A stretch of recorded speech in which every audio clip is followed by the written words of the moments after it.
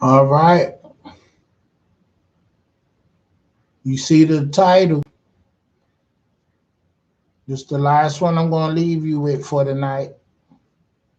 Look at that young man's face. 14 years old. Emmett Lewis Till from Chicago went to visit his family for the summer in 1955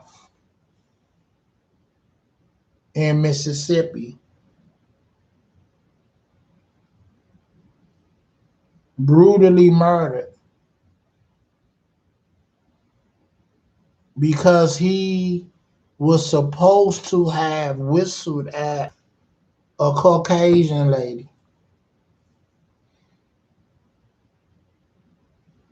So a lynch mob went to go get him. They found out where this boy family lived and they went and got him and they lynched him, threw him in the lake, after torturing him.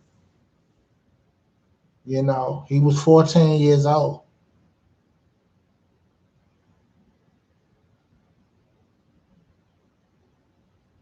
Today, well, yesterday, marks 66 years from that time to now. So it was only appropriate that I bring his story to life on my platform and make him part of my content because of the historic day that this day holds. It's Michael Jackson's birthday. That I Have a Dream speech was given on the 28th. 10 years, 12 years after this young kid was brutally murdered and lynched and beat. All this resonates on the same day. The 28th is so powerful to the black culture. And man, it just have so much meaning. So I just couldn't let this day pass without recognizing his life that got cut short. I wonder what he was into. Did he like basketball? Did he like football? Did he like baseball? You know, and then years ago, like before this lady died on her deathbed, she admitted that he didn't whistle at her. So I don't even know the story why she did it. You know, I just seen a movie where what's his name? Thurgood Marshall represented a case in the South where this well-to-do, rich Caucasian lady was having an affair with her driver, a black man. Her husband is gone all the time, and she left alone, and the driver is chauffeuring her around, and he actually lived in the house. So most of the time it's just them two in the house and the cleaning people, the maid and all that. But they go home. The driver has a room in the house down in the basement somewhere. And somehow or another, they began an affair. And then somehow this woman become, you know, out of control, and I guess she realizes that she's letting a black man touch on her and enter her. And I guess the husband must have called and said he's on his way home. He be there like in a matter of hours, unexpectedly, and she freaks out from guilt. And long story short, she claimed rape. So I wonder, was it one of these situations that she was doing something with a man of color of some kind, you know, and she made up a situation that said that he whistled at her, you know, basically. I wonder, was she protecting another black guy, not knowing that they will go and get this kid and torture him like that? I'm just saying, I don't know the full story, but that's the gist of it, you know. And nobody know the truth. But the lady said she lied.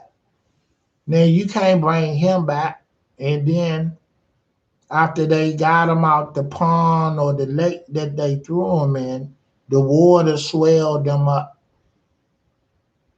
And his mother wanted the world to see what Mississippi did to her son, her 14-year-old son, you know. And, you know, I grew up in the 70s, so I've been hearing about this story forever. I've been hearing that Will Smith and Jada Pickett Smith is supposed to do some kind of movie or fund a movie to tell this story, but somehow it keep disappearing. They don't want this story told. It's gonna really upset a lot of people and bring back a lot of bad memories and open a lot of wounds, even all these years later. You know, if you go to the museum, the Black Wax Museum, the Black Wax Museum in Baltimore, North Baltimore, they have a whole exhibit of the South, and it's footage, photos of Emmett Till body when they got him out the lake, and how disfigured he was. And the Time magazine took pictures and had him on the front page. And his mother wanted the world to know what Mississippi did to her son. And that fueled the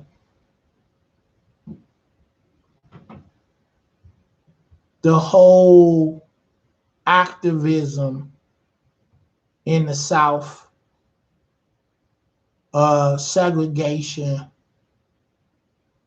and the racist injustice that the black culture was going through. People was angry and wanted justice and revenge. So this started the movement, was part of the movement. This was one of the fires that was lit to start the resistant movement against racism.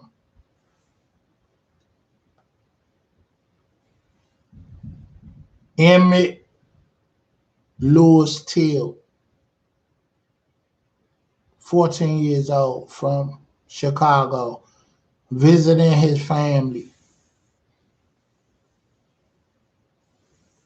It's crazy.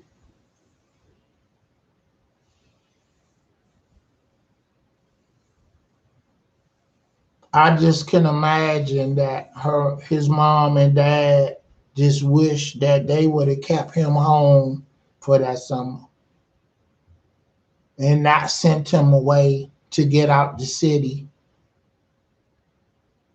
because that's what was the norm for black folks that left the South, that came up north and made a life. They would send their kids to the South to get out the city, to get away from the hustle and bustle of the city and learn the simple life, and to get a break from the kids, let them see something different and learn how to appreciate the simple things. So that was the goal when parents and family sent you down south. It wasn't meant for you not to return home. So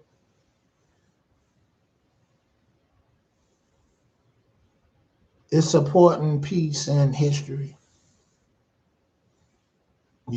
So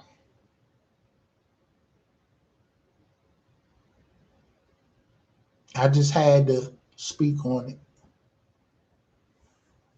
I had to show his face.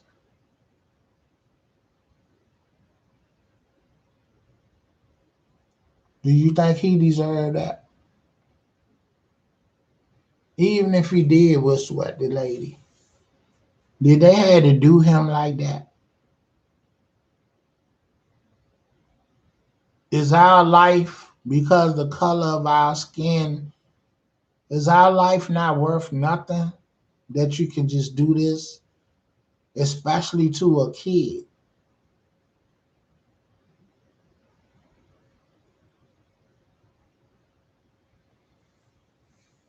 I'm going to end it with this tonight.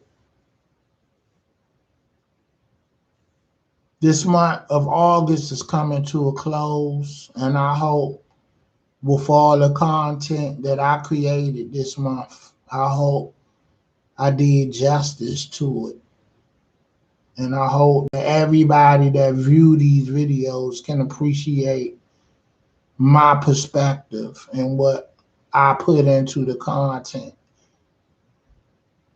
If you like the content that I'm putting together and just speaking my mind and my perspective on, please like, share, and subscribe. And I'm going to keep bringing to what's relevant, what uplifts, and what motivates, and what's going to be a teaching lesson to where we were and how far we got to go to do better, to get better, and to be better. Streets finest, Big Dave. Rest in heaven, Daddy. David Chambers, Bay, David Chambers Jr., Butch Chambers. Rest in heaven.